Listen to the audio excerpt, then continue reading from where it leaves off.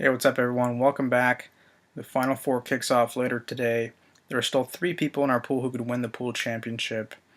I know a lot of you guys are playing in the pool this year for the very first time, so before I go over all the pool scenarios, I want to give you guys a quick walk through memory lane, give you guys a brief history on our pool. So we started the pool back in 2010.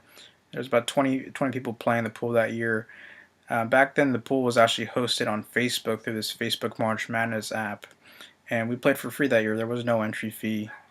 A bunch of people picked the number 1 overall seed, who I don't even remember who that was. I really liked Duke that year. I watched them play throughout the season and looked really good. And I picked them to win the whole thing. I was the only one who picked Duke to win, and of course they went on to win the whole thing. So I won in a landslide, and we had kind of a weird scoring system back then.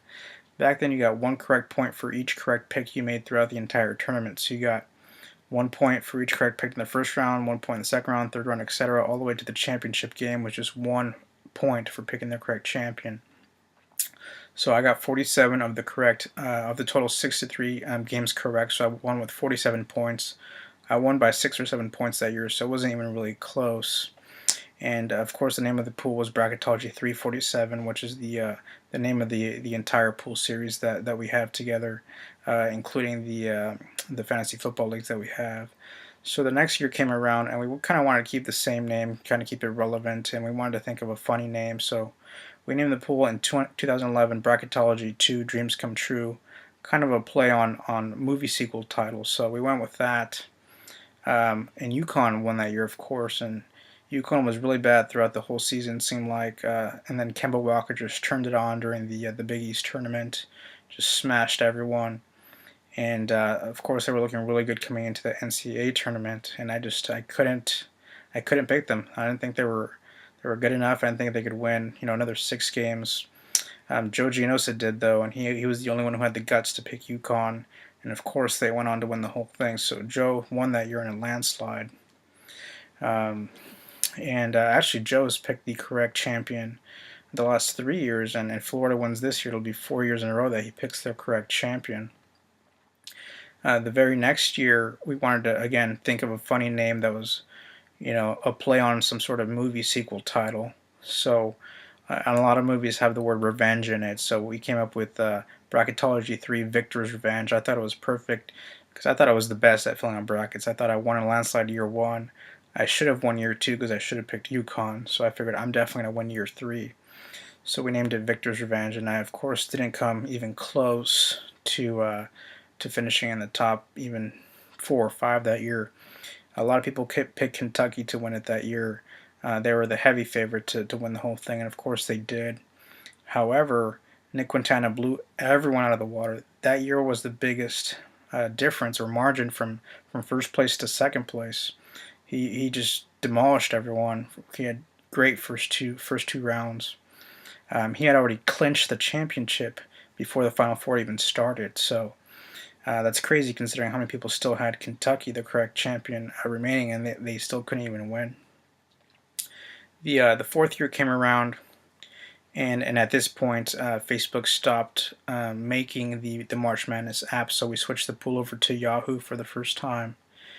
And Jamison Jones played for the first time this year, and he obviously had no clue what he was doing, as I'm sure you've heard from the other videos. He went on to win the whole thing, and before the tournament started, we were thinking about, again, another name for the pool, and I was trying to think which movies have 3 sequels, at least 4 installments in the movie. Not very many movies do, but Star Wars does, and the name of their fourth movie is, A New Hope, which I thought was a perfect name. Was fitting to what everyone's trying to accomplish, is win the championship, hoping to win. Everyone who sucked had a new hope again this year, and everyone who had won in the past had a hope of being the first 2-time champion. So we thought that was the perfect name. Lo and behold, Jamison, who knows nothing about college basketball, ends up winning the whole thing. Jamison got off to an early lead after the first couple rounds, and he had really weird picks. I mean, he did have Louisville winning the whole thing, but besides that, he just had a bunch of random teams going far. He had, I think, UOP in the Sweet 16, just stuff like that. So I thought there was no way Jamison was going to win, so I made a stupid bet against myself. I said that if Jamison would win the pool, I would pay for everyone's entry who was in the pool that year this year. So everyone who played last year would have a free entry this year. I thought there was no way that was going to happen, and of course it did. So I had to pay $20 for everyone who was in the pool last year. So they all got a free entry. And just because they got a free entry doesn't mean there's no money in the pool for them. They're not actually playing for free. They just didn't pay. I had to pay for them. So $240 came out of my own pocket this year for this year's pool. So that sucked. And of course, this year is the 5th installment of the pool. I was trying to think of, again, a good movie name to name the pool after. There aren't a lot of movies with 5 sequels. Originally, I named the pool Bracketology 5. Victor Strikes Back, which is, again, a play off a Star Wars movie, The Empire Strikes Back. Because I had just done so poorly the last 3 years, I figured eventually I was going to strike back and win again. But I didn't really like that name. I thought it was too, it was all about me, and there's plenty of other people in the pool, so I wanted a more generic name. So I thought, Kentucky was, they won the championship a couple years ago. They were supposed to win it last year, the best recruiting class of all time. Now this year, they once again have the best recruiting class of all time, even better than last year. Last year, they didn't even make the NCAA tournament, though, so I thought for sure they were going to have a bounce back year. So I named the pool Bracketology 5 Calipari Strikes Back because John Calipari, of course, is the coach. I thought he was going to take his team far this year. And they were ranked pretty good, pretty high in the preseason rankings, and they just had a horrible season. I think they were unranked at some point, and they just weren't looking good. So I really regretted picking that name. I almost changed it right before the pool started, but I couldn't think of anything else, so I just left it. Plus, I didn't want to change something I'd already made up my mind on. So we left it as that.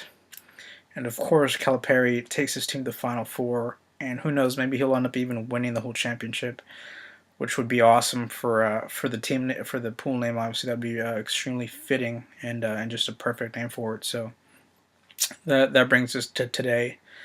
There are 3 people who can win the pool.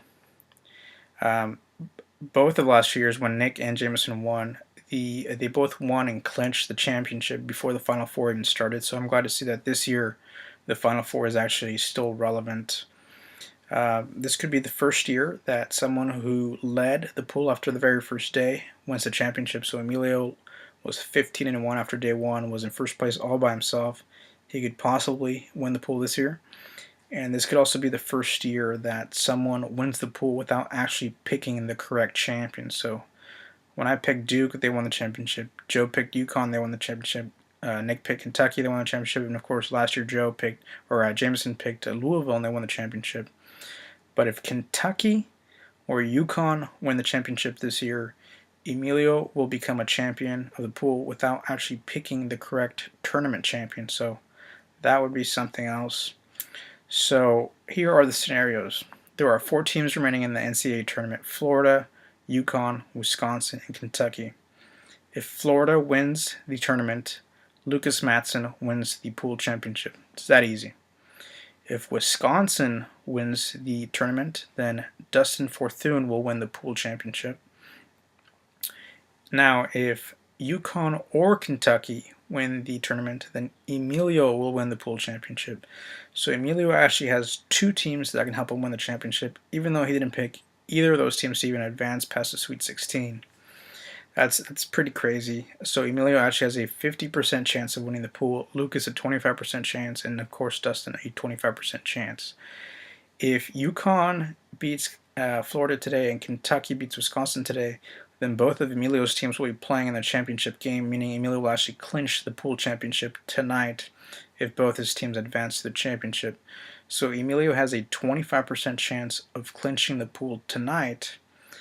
He also has a 25% chance of being eliminated today. So if Florida and Wisconsin advance to the championship game, Emilio will be eliminated, and Florida and Wisconsin will be playing, which means Lucas and Dustin will be playing for the championship in the championship game. There is a 75% chance that at least one of Emilio's teams makes it to the tournament championship, meaning there's a 75% chance that he'll at least be playing for a championship come the last game of the tournament. So those are the scenarios. As far as who's going to finish 2nd, 3rd, and 4th place, I haven't quite figured all of those out. I don't really care about that. I believe Emilio will finish at least in second, third, or fourth place if anyone but Florida wins. And if Florida does win, he'll probably fall out of the top 10 because there's so many people that picked Florida to win the whole thing. So we'll see what happens. We will make an update video maybe later today, maybe after the championship game, and of course we'll have a trophy presentation video to the winner. I'm kind of hoping that Emilio wins just because I've known him the longest, and he's one of the original members of the pool. When I say original member, I mean he's not a first timer. He's actually only been in the pool 3 years, but he's not a first timer. All you first timers, I will call you guys original members next year when we're playing against the new first timers. By the way, please comment in the comment section. I want to grow the pool. Let me know if you'd prefer to grow the pool by adding more people or by leaving the pool with the same amount of members but just increasing the buy-in amount to say $30 or $40 next year. Or just let me know if you'd like to leave everything the same how it is. So give me some ideas, want some feedback. And that's it, guys. We will talk to you guys later. See ya.